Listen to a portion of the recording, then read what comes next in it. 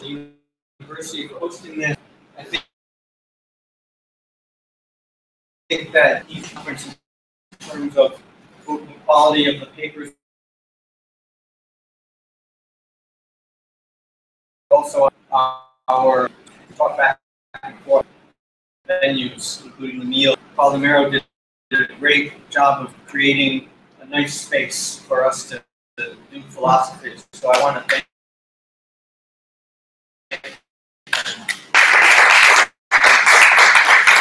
And apologies next and keeping you from lunch. Yesterday, it was suggested that I'm not give two talks on the conference. Clear about what happened here. Told me that it cost a lot from the United States talks. The talks are no good. He has some other things for me. He's influence him that I'm done. So my topic is humility and contemporary epistemology. Use idea of humility to critique in particular epistemic evidentialism and not an epistemologist and doesn't by these terms. Don't worry, because the first part of the talk these terms, or at least first part of the talk. So, how am I thinking about intellectual humility? That's my first topic. I think my sort of touch on intellectual humility is that to think about humility in general. I think humility in general can be juxtaposed to pride, and so intellectual humility juxtaposed to intellectual pride. So now, for the purposes of this talk, in giving very sufficient conditions for intellectual, I've tried to read some papers on that. I fall asleep, so I never actually finish one of these papers. Back to the people who are interested in that, but I'm not particularly interested. Nevertheless, I think we can carry it for the purposes of talk. And the way I want to do that, again, some million characteristics of pride. One of pride or pridefulness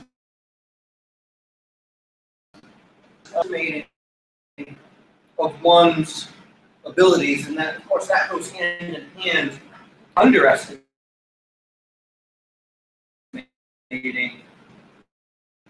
one's feature is that a prideful person overestimates his or her own contributions to his or her own, and of course, other side of that is, and therefore,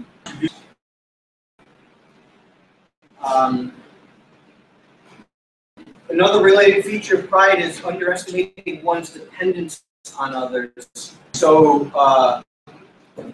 there are here then illusions of self.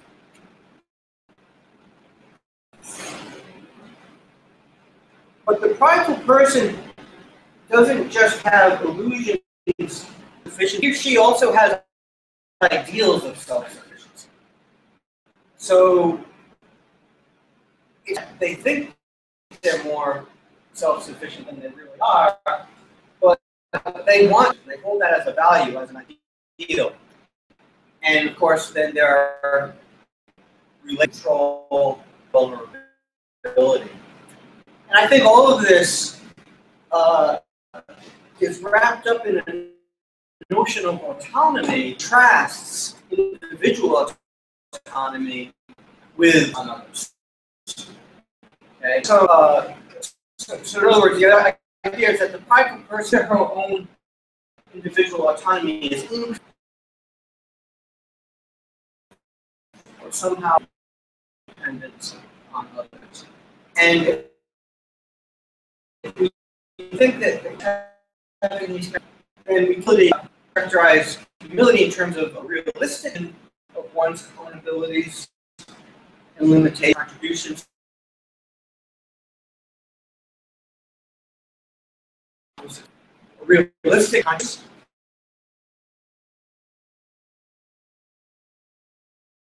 and one's dependence. So that's a notion of individual autonomy that's not inconsistent with others. You can maybe the humble person understands that dependence on others, inconsistent with one's own autonomy, enables autonomy. So that true autonomy within the context of dependence on others. At least it does for social animals. And there might be other kinds of animals. Sharks are like that, where they just go around sharks, but we're not like that. We're social animals. Social animals can express and not enabled by a relationship. Now, if that's how you think of intellectual humility, if that's how you think of intellectual humility, would just then be intellectual realm. So we could understand intellectual humility accordingly.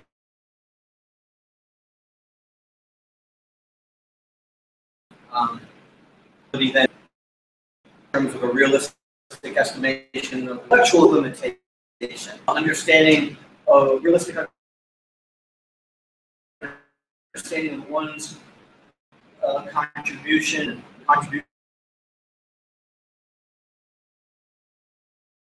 intellectual success. Epistemic individualism, which is a position in epistemology, which is usually almost always for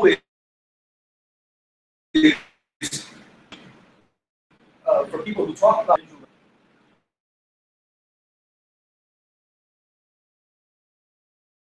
the Western tradition of epistemology. History is kind of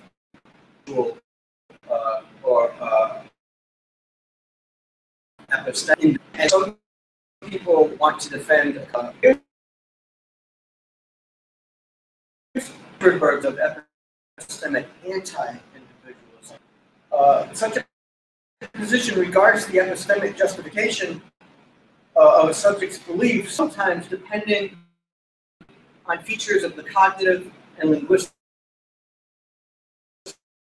acts of peers. The knowledge sometimes depends on meaning to the cognitive lives other than S herself. We can then paraphrase individualism, then is that epistemic justification or knowledge on features of the cognitive and of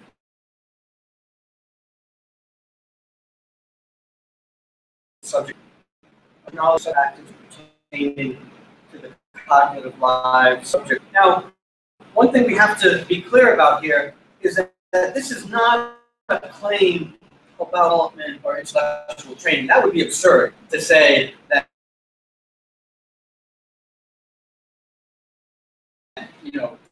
my education of bed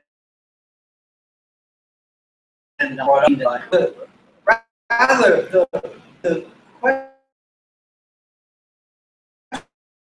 of individualism versus anti-individualism what determines a person's current epistemic, or what determines the epistemic status of a person's. And you might think of it as a supervenience thesis. So there I have that you could put epistemic this way. The facts about an individual's epistemic status supervene on facts about the individual's resources at that time. So quickly consistent with epistemic, depend on others for my training, for my development. But then once I have those, now I'm a arbiter of my own epistemic.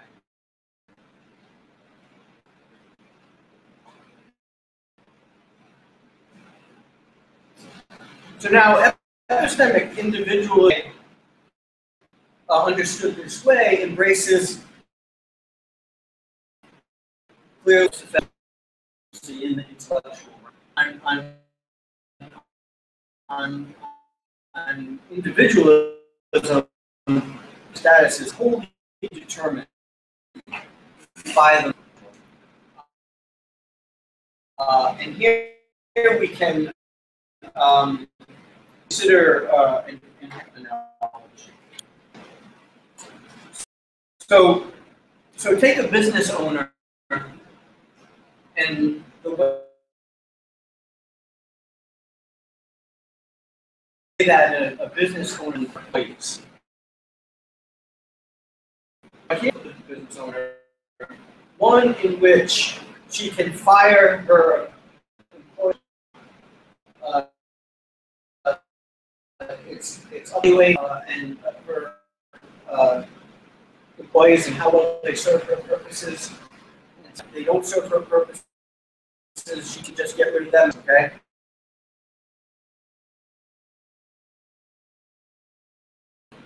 There's a sense in the workers. Let's suppose that she uses her own resources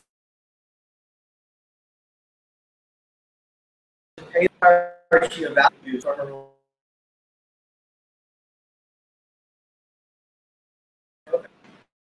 And it is not,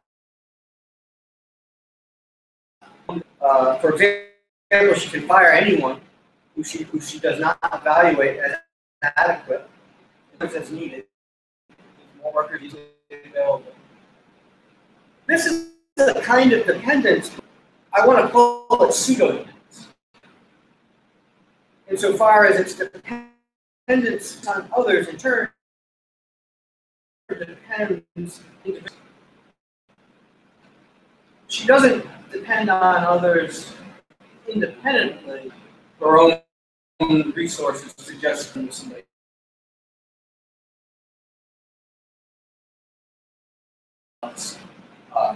So real dependence turned on one own. So look in this way.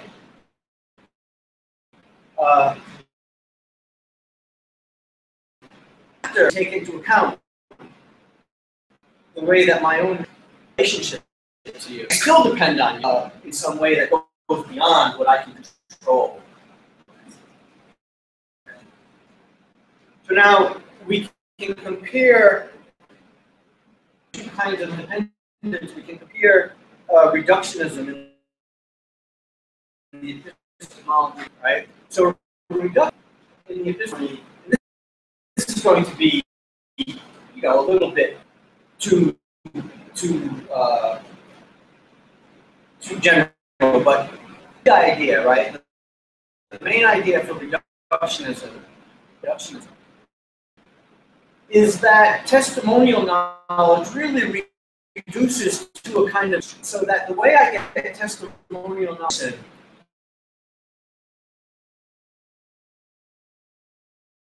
is my own indulgence.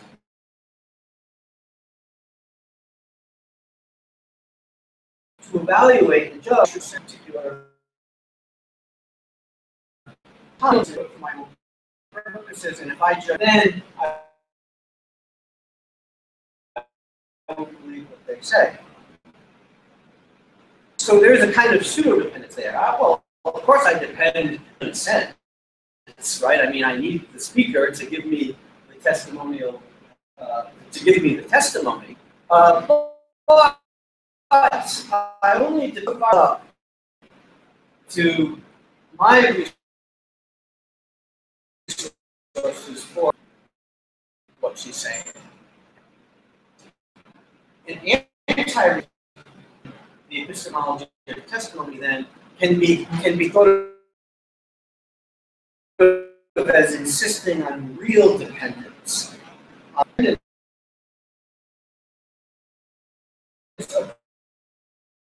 Here on the speaker goes to the hearer's own resources.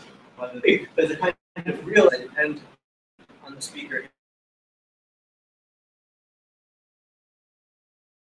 Ways my own intellectual resources. That more of how you see these two different attitudes showing up. The intellectual realm. Okay, that's how I'm understanding epistemic individualism. The next thing I want to define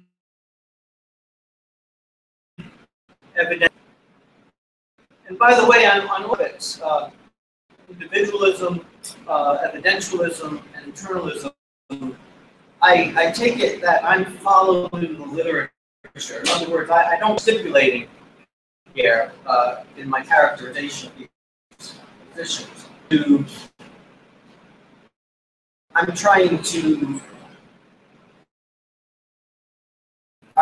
articulate in the literature and therefore self-understand individualist and turn to define evidentialism to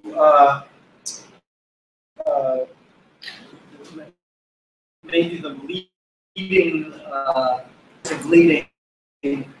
evidential Earl Conley and Richard Feldman.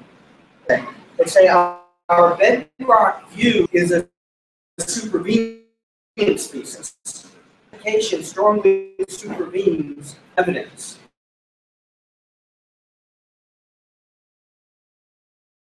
Alternatively, about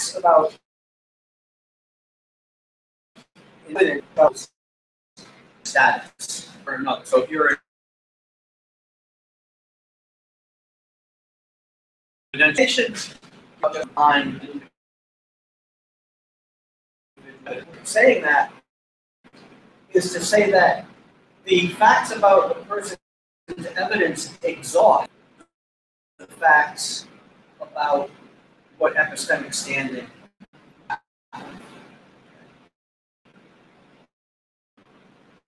So now to note, which is fairly clear, I think, is that evidentialism entails, because remember, we characterize individualism as the thesis that epistemic standing or epistemic status supervenes principle. Now, in effect, just narrowing that, saying that epistemic status supervenes, but very particular resources of the individual. That person's evidence really matters to determine the status of epistemic status of their beliefs, etc. Now, next, I want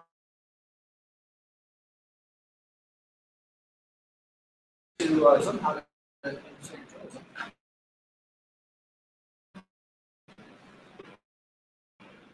There are different, maybe a general characterization of interest. This way, ER.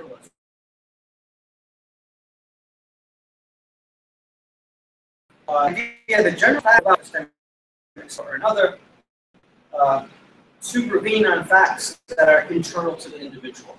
And then the way you get different people is how you understand that to the individual. So one way to that the access internal, the access that here thinks that the fact that there's justification or some kind of justification, subjective justification, epistemic response that you happen to have as your target status. The access internalist thinks that the kind of positive epistemic on the facts to which the individual privileged access. Privilege is understood in terms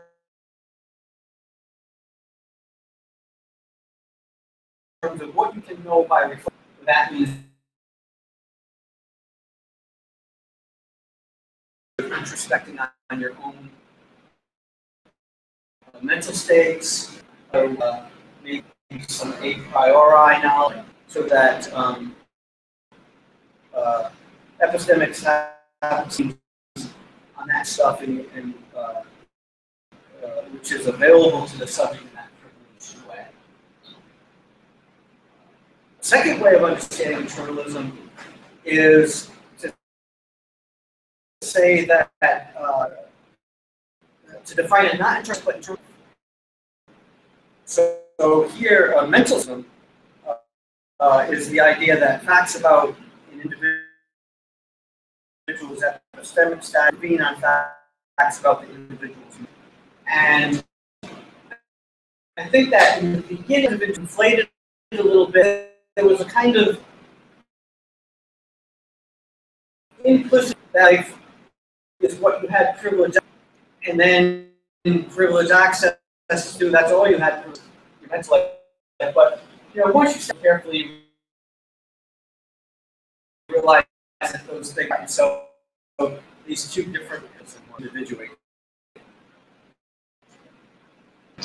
Now, the next point is that either kind of internalism also entails.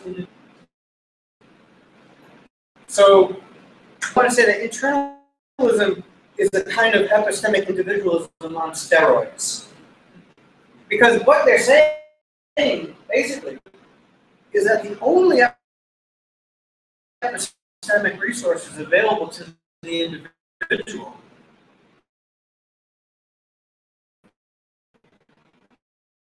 the only material that can contribute to now those they in order keep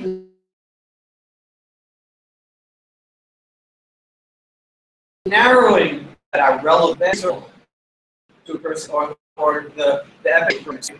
The individualism says it's going to all be about the evidentialism says it's all going to be about the evidence of the individual, and then thinks that you have to understand that evidence in a very narrow way in terms of mental states or access or something like that.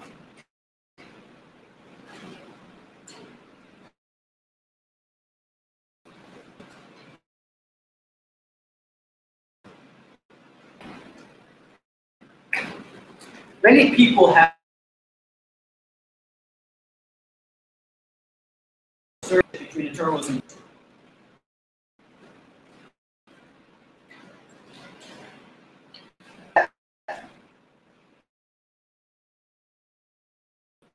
In internal epistemology, threatens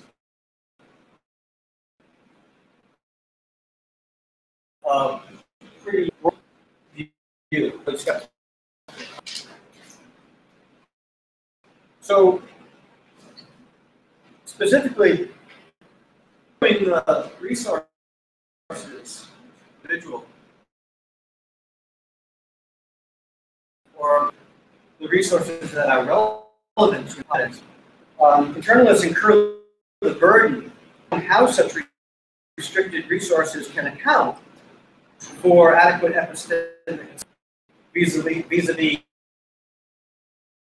belief worlds, the past, nature, etc. So the problem is how can the meager evidence that the internalist allows herself believe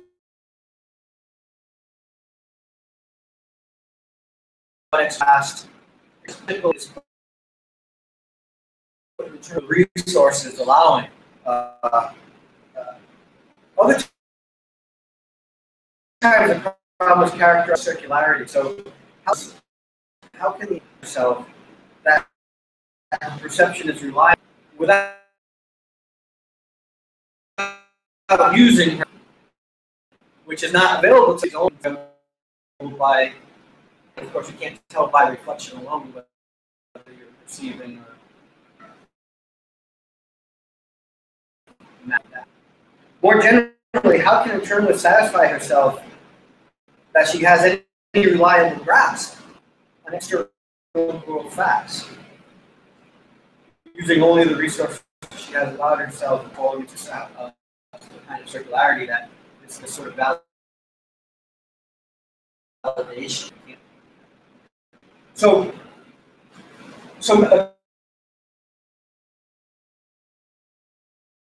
many people that means that I think they are. Not all internalists do like internalist.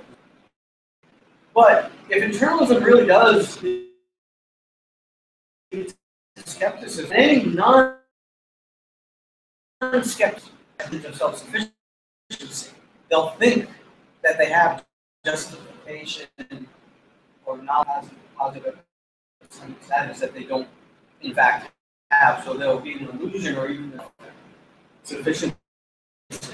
Now, some internalists have recognized implications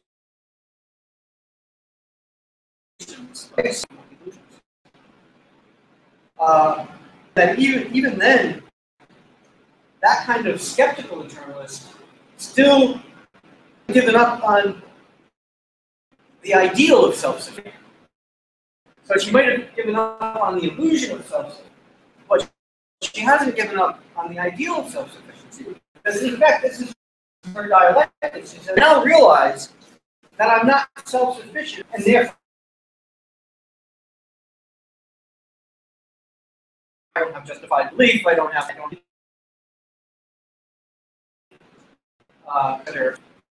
She still thinks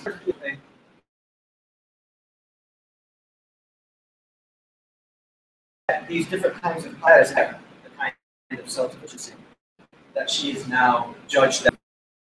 Of course. An analogy here to the practical realm. So in the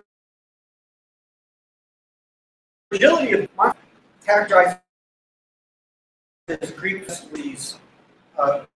and of the world and vulnerability to luck.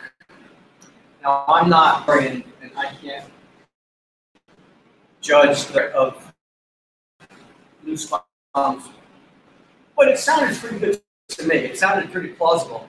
On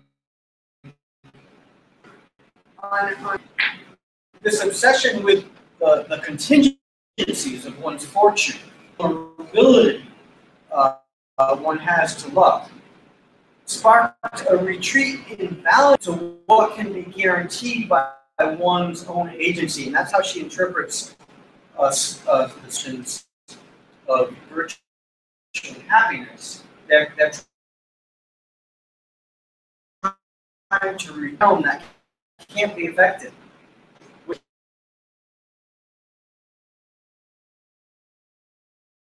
Be affected by what's remain within control. So kind of internalism controlation of what's able up to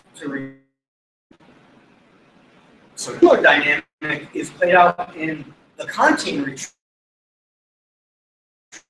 retreat to a realm of pure agents. So here's his face from the critique of, not the critique, from the groundwork of the metaphysics of morals, where again is sounding this theme that really is agency. So he said not because of what it affects or accomplishes to attain some proposed end, because of its volition. That is, it is good in itself, even its favor of fortune, only lack the capacity to carry out its purpose. If with its greatest achieve nothing and only the good, then like a jewel, it would still shine by itself as something that has its full worth in it, usefulness and fruitfulness, which again are captive to fortune, and neither add anything to its worth nor. And I think this idea is very much related to Thomas'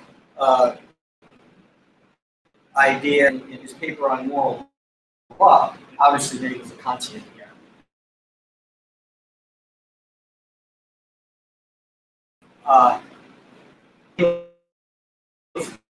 Paper on moral law, taking serious law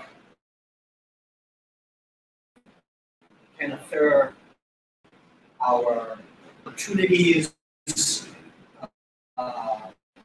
of our actions, etc. He says the agent starts shrinking to an extensionless point. So when you try to define that sphere of pure agency, where you're going to have this kind of control and independence that's not up to you, that sphere just keeps shrinking. That Nagel says, point. It's fairly clear. If Nagel is the delusion of self-sufficiency, he's not sufficient. Regrets this and thinks it's a terrible thing, and that deal.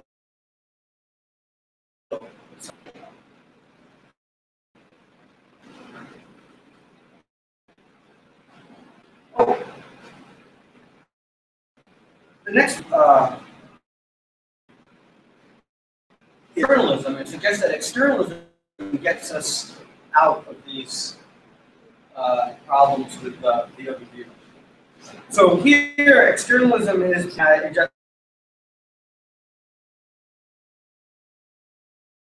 position with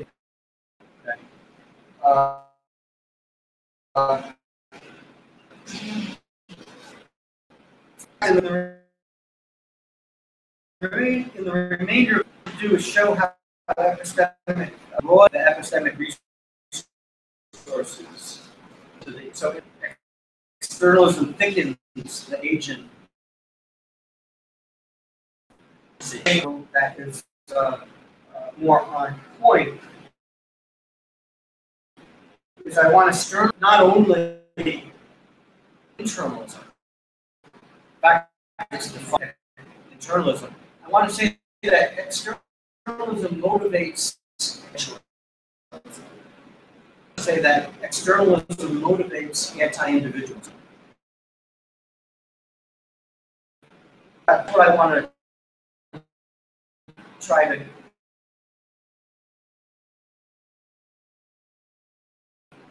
argue for. Externalism is just defined as an alternative to, or as an opposition to. So if we define internalism the way we did it, that the facts about human status supervene on facts that are internal, epistemic externalism. So on an externalism, the facts about an individual are not fully determined to the individual. Well, what kind of facts would those be? Typically, they're facts about causal relations, they're facts about modal relations, such as reliability, safety, etc. what the externalist is saying is not merely a function on the believer, function of how that believer is related to the world, totally, etc.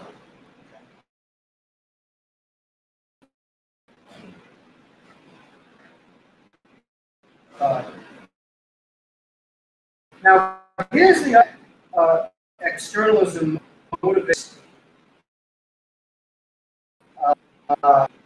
And so again, the epistemic status depends partly between the individual and the world. About reliability, facts about one's cognitive faculties, facts about the property of one's cognition, and more general modal relations between the individual and her environment.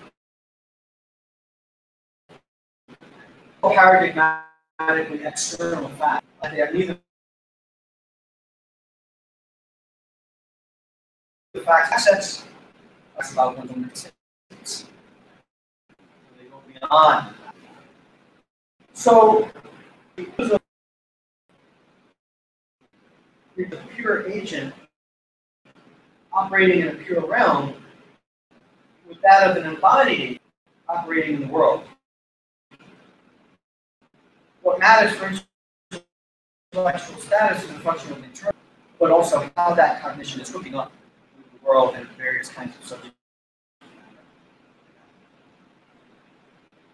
So in this way, external status depends partly on that is not the agent's own making. Right? In doing so, it makes epistemic status and the agent herself vulnerable to contingencies and to what she cannot control. So if my perceptual faculties just aren't to be in a certain kind of environment, subject perhaps to perceptual hallucinations or mistakes. So in a way, whether my cognition is functioning so as to give me the good stuff depends on what's going on inside the head, so to speak, also an enabler.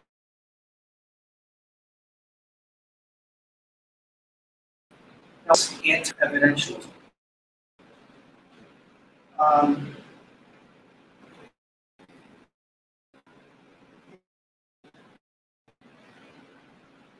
Takes of externalism to be that positive epistemic is partly, at least, of course, I want to say that positive epistemic status centrally has to do with or reliability or safety, sensitivity, depending on what box. Well, in that case, evidence, having good evidence is just to be reliable or for your cognition to be properly functional, to achieve a relationship of safety or a relationship of sensitivity. So in other words, from the point of view, evidence is good epistemically insofar as it contributes to. Now, once you understand that, I think it's to achieve those. Why list kind of cognition? And, so this opens up, understand perception, memory, introspection, knowledge of other minds, etc. Testimonial knowledge. It allows ways to understand these as non-evidential sources. It's not so much that these perception gives you a kind of evidence. It's rather that perception, memory, into a reliable relation or sensitive relation or something like that. Extreme anti-evidentialism. It's not your evidence that positive epistemic status is going to be evidence is not going to exhaust the difference in the relationship world.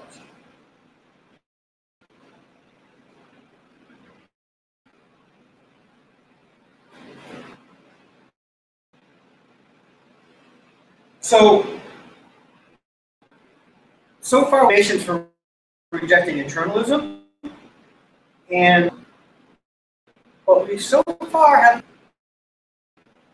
motivation rejecting individualism, externalism.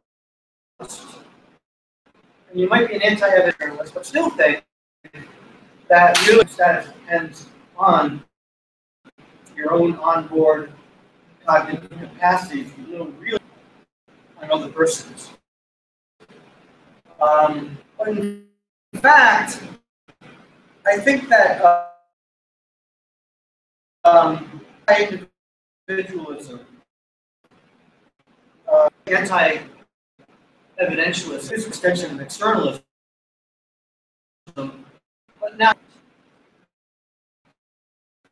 So, individualism, just epistemic status,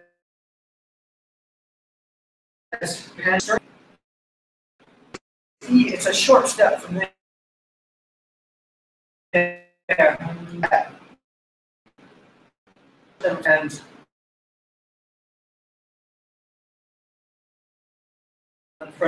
And that just our own epistemic standing, we need other people to contribute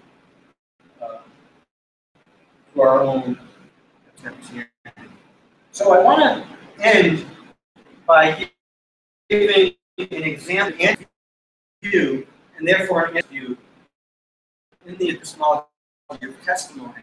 We talked about the first talk I gave. I don't know if everyone was here for that talk, so I'll just go briefly through it. But it's the notion of an epistemic community, understood as a community of who are involved in independent and shared practical paths. Animals, we tend to act together and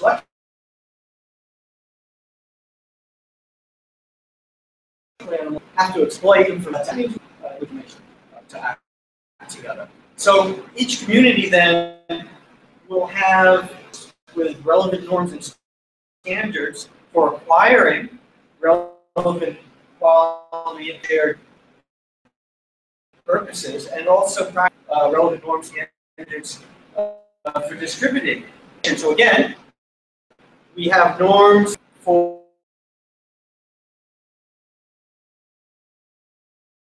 getting to the limited information in the community.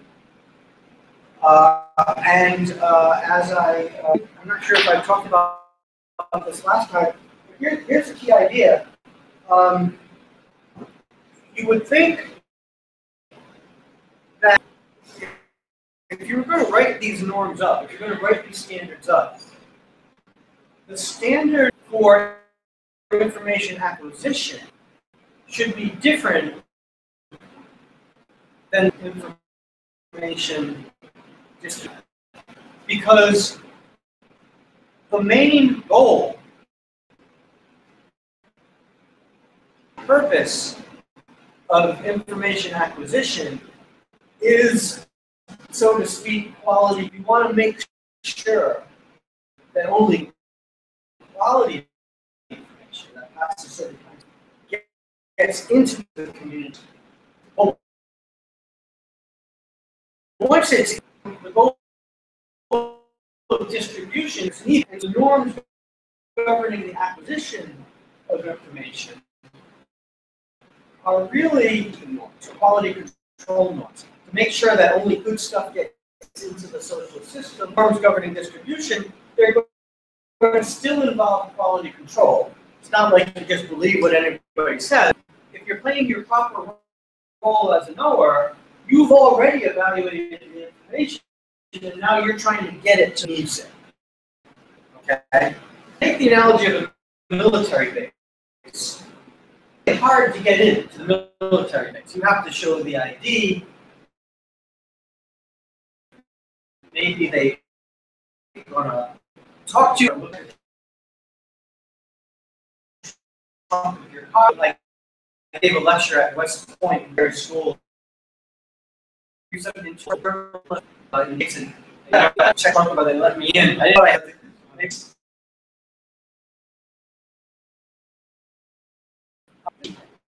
I can go wherever you want, right? There's still norms, there's still standards for how you move around, but they're different from getting in the first place. So, for our purposes, the salient point is that testimony is at the service of distributing knowledge that is already community in the community. Those testimonial exchanges are going to be subject to difference in the original standards of getting information. And one way to say that, the norms governing, say, induction or perception or something. And therefore, its own norms and to these other norm standards.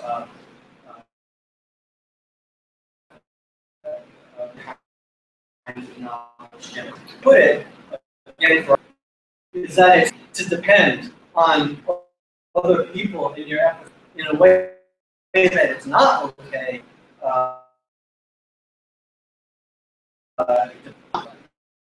Relationship. So we saw before that testimony can actually play two roles, right? Sometimes the role of testimony get information into the community. He has to be careful about who doesn't believe here. He's more or less treating this person as a source of being evaluated for our community purposes. Once he's got that information,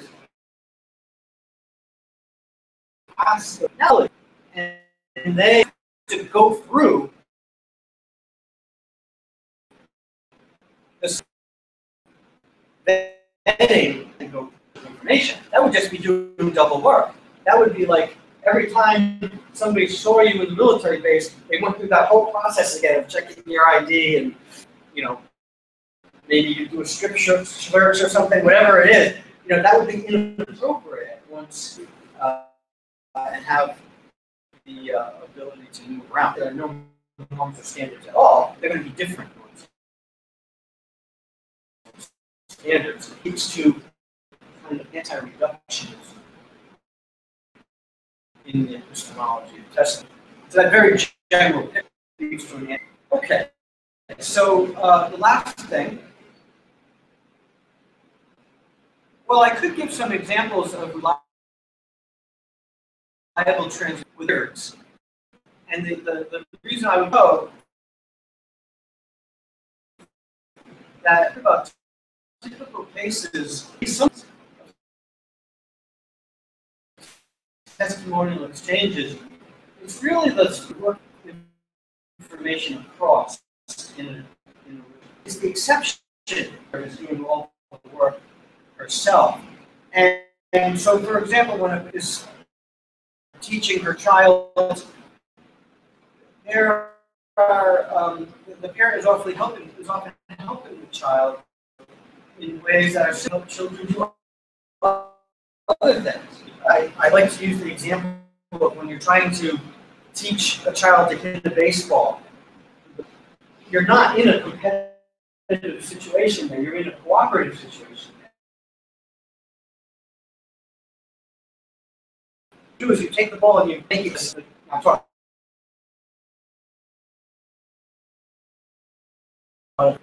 Child. That's the ball is really a cooperative success of the parent and the child working. That would be professional client changes. It's not friend exactly. They're underwritten by different kinds of social roles and norms that expectations between speaker and speaker, so as to, in effect, take the burden off. It doesn't have to be sort of do it all herself, do all the work herself. Is kind of the vision. Okay, epistemic cooperation and Martina on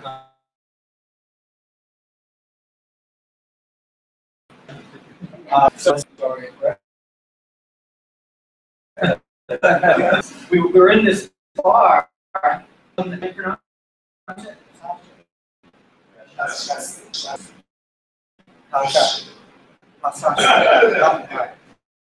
Well, anyway, we're drinking this good stuff and it's on the wall. And you know, Giovanni being in a friend relationship was from Brazil and told me about Natasha. And so looked up what these bottles of pickled cucumbers. And that's making Natasha. Oh, it's interesting, right? And so now, left to myself, I would have just believed. And you know, how did I know that he was flouting epistemic norms and telling me stuff that he doesn't really know? The idea is that this happens all the time. There's often somebody ready to jump. So that's to help. And so the reliability of the transition speaker in here about here to evaluate about the cooperation between lots of environment is often engaged so as to transfer information. So that's, I think, a nice example of social dependence. You know, different professional client exchanges. You know? So we have professional organizations and things like that. So equal transfer of knowledge. Okay, that's all.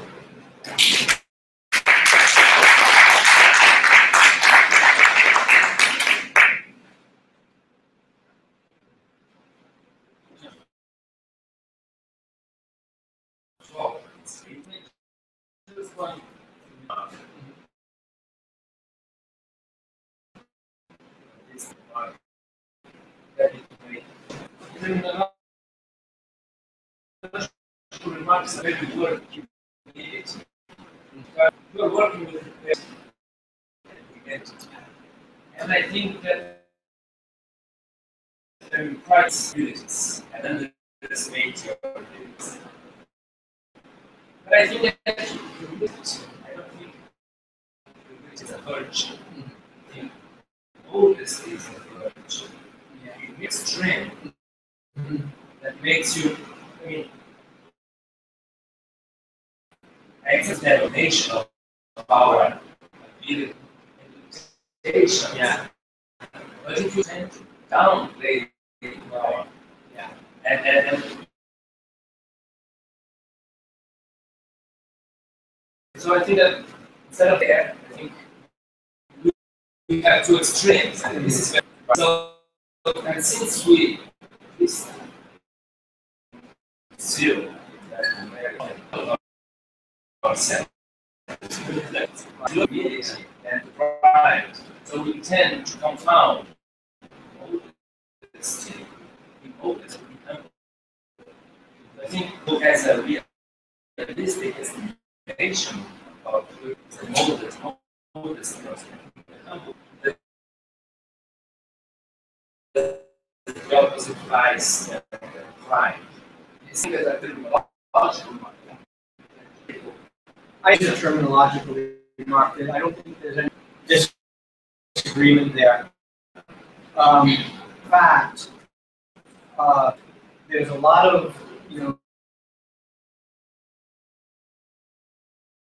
literature on humility. The self-ability is what we're going to. There's logical because no one disagrees that you can be too much, and there's virtue logical, which you're going to call which. Yeah. Second, suggest I think logical and saying that I think we end up by having evidentialism and we're left with two possibilities. Whereas perhaps we may have three at least.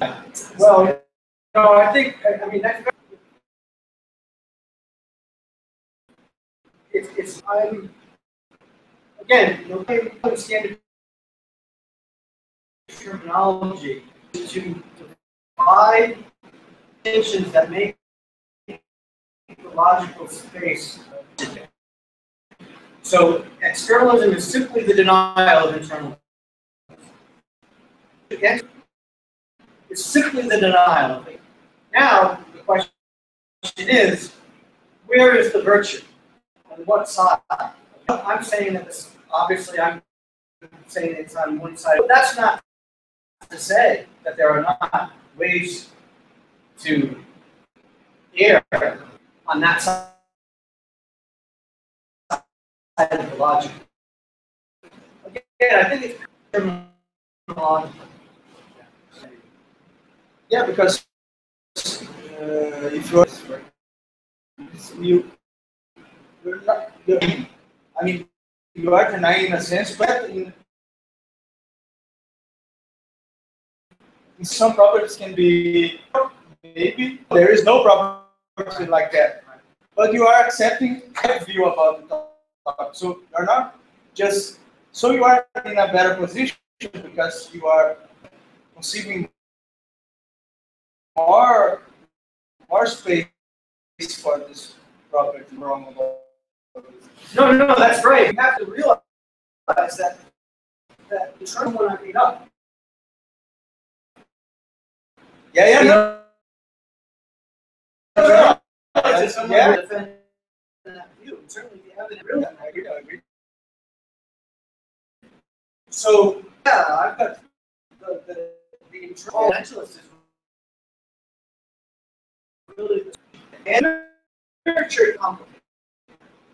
Because some tension, and I'm talking about this literature, they'll say things like, I'm not an internalist. Or, there's this third, but you can't prove you're not an internalist or an externalist if you just go by the standard way that these things are. So, I think what it says that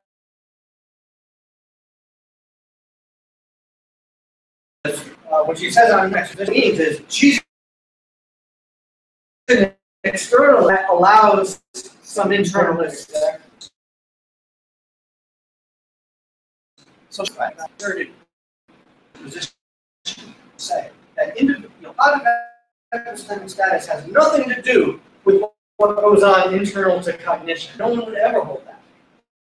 The question is whether it has everything only to do with internal cognition. Maybe you mentioned that, but I think you can be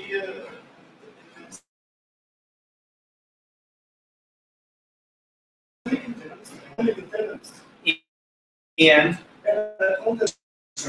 then you recognize the value of others in your class. Put the position I took out.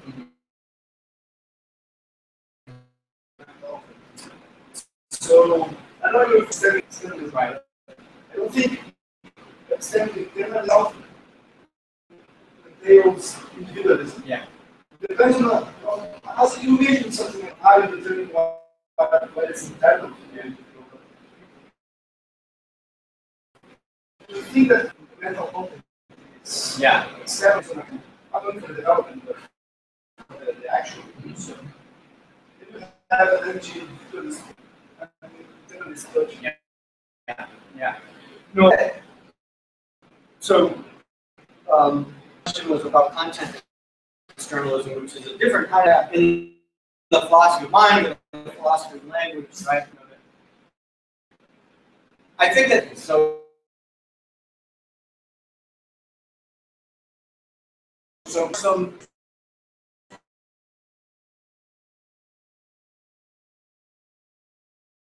and content. As far as I can see, I do agree that the thesis can be held clear. Not that the content, the idea is the content is not about epistemic status. Okay? So you could think of it as a view about this bracketing how the content was determined. Okay, and then you could say, well, maybe it's determined by internal features, determined by external features as well. Whatever we say there, now we can raise the question.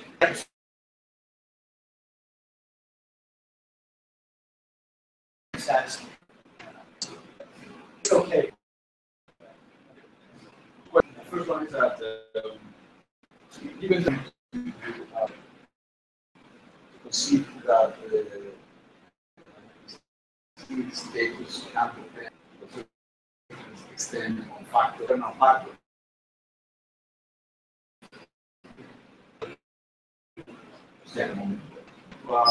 How far do you think of still self-sufficiency? It's one go. See this external.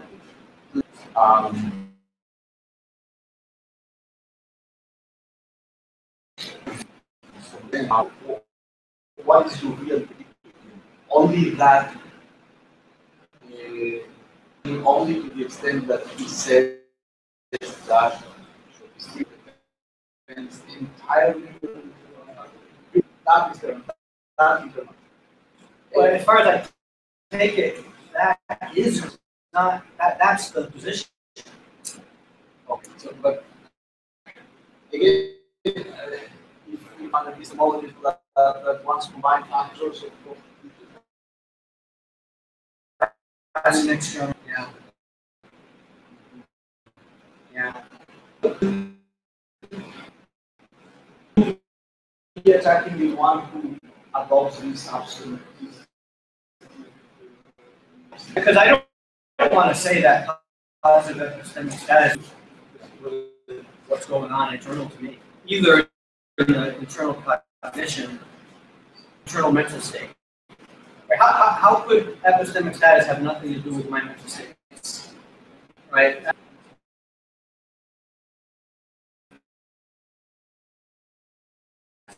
But then also it should have how would I think that?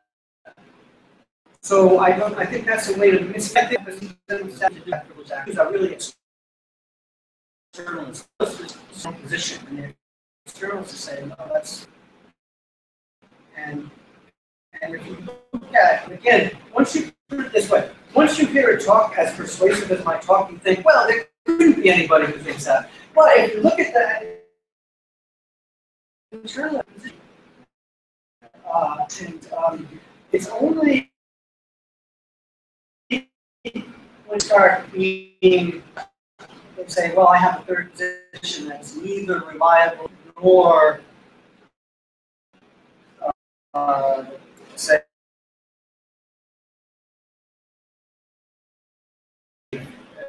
in turn they say, well, mine's a big external.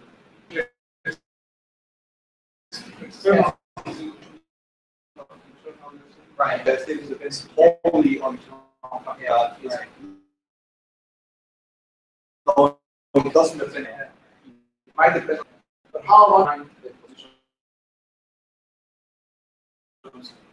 Yeah. External, which says epistemic status depends only on external factors and educational. Then you get that. Yeah. Okay. That was my first thing. Yeah. And now it's clear to me. And my second question concerns this idea that some philosophers. Yeah, we are bound to depend on others for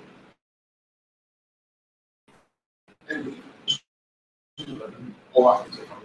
But to achieve something by ourselves, that achievement has more value than when we rely. So there is a attached to obtain yourself. Right. So doesn't that in some way the idea of self-maybe as an idea? I would want to accommodate that intuition in some way, but maybe the way I would want to accommodate it is to say that ideals is what you were saying too.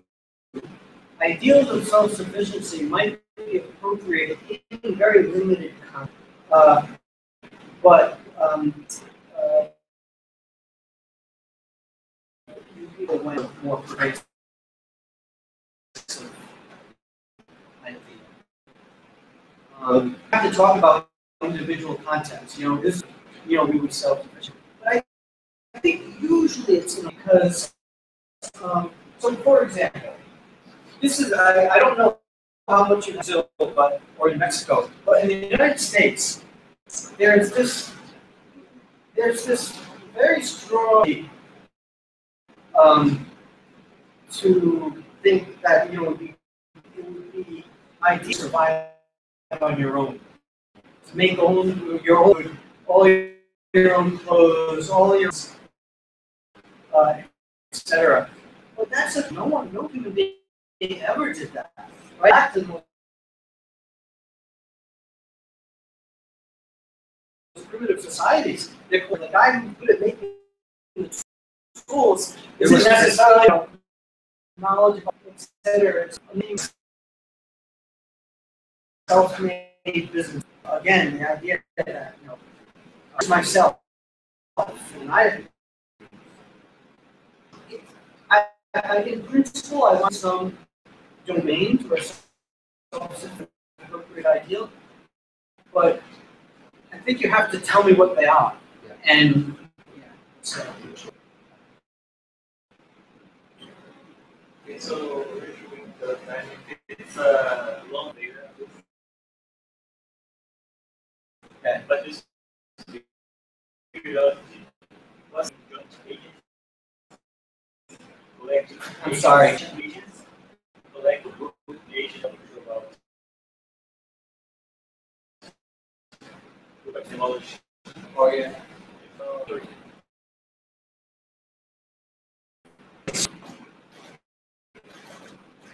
So I think that there are, but I've been looking at it more lately. I don't think that people tend to distinguish. One, there's which is a very thin kind of cooperation.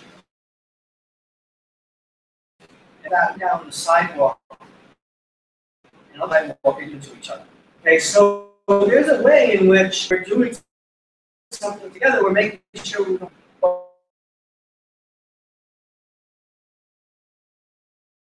We're all through things.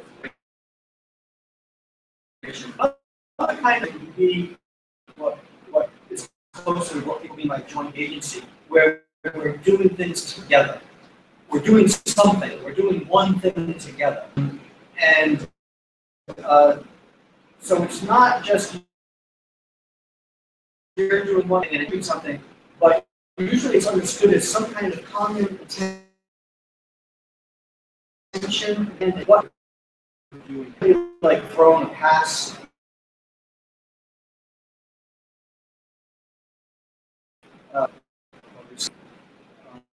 Something like this. It's not a coincidence that one guy was trying to do in the first place. And that's what they were trying to do. That broadly is what people mean by activity. Then there's group. Very clear, but the way I understand it is that real group requires a group agent, group subject. So what happens is that to understand a certain kind of activity, you can't understand it in terms of agents acting together. You have to there being a group agent that supervenes on the individual agents. And activity does not imply a group agent. It's just individual agents doing group agency of the strong kind is like a metaphysical basis, I think. About this. Maybe it's not metaphysical, maybe it's just action theory. Is that what you were asking?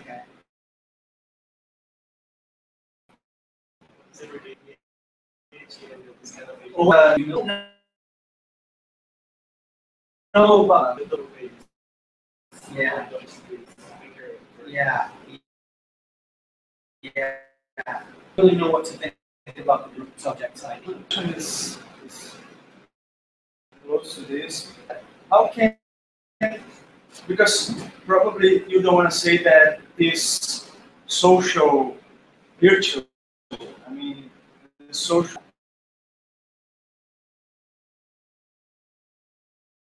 activities, the subjective abilities of the individuals, the sense that you can think that it's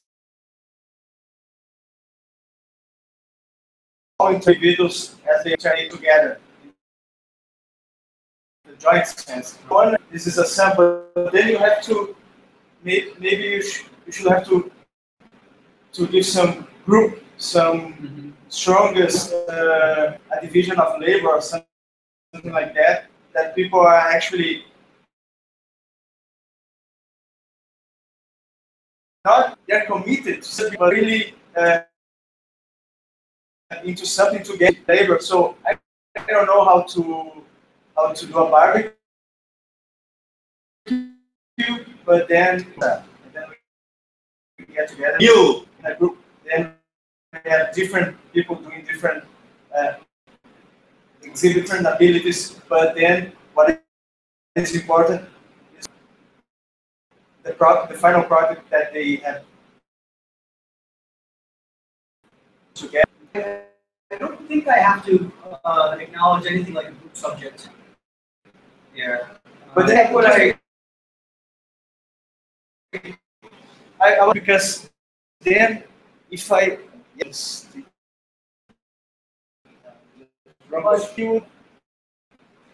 why I'm just asking what is the social actually, because we could say that I get it's just the sum. I get the question. So I think joint agency can't be reduced to just iteration. Here's a nice. This is a nice. So imagine that there are a bunch of in like the center yard. And there are different things.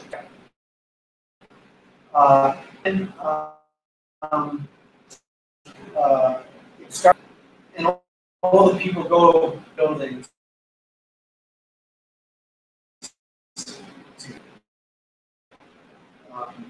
Exactly that physical description that I just gave, but imagine that it's part of where the part of the performance understood,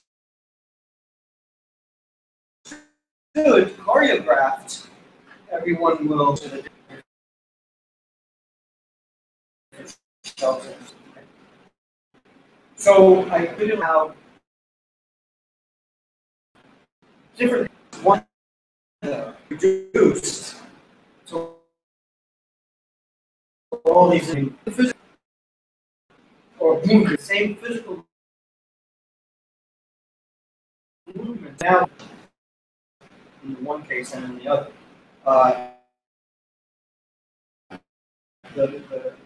The action of the minds and understanding of what we're doing together in a way that the first, but in either you have a group subject. Yeah, because I was thinking in that case maybe a performance, if you're a theatrical group or something, I was thinking that you have a performance. Yeah. In the sense that it's like, yeah. Thank you. Thank you.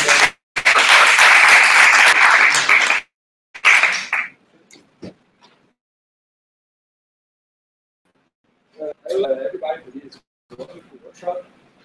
And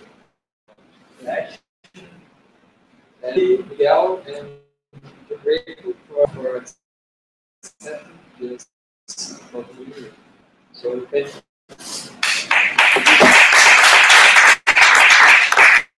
Thank you, Alexander, for all your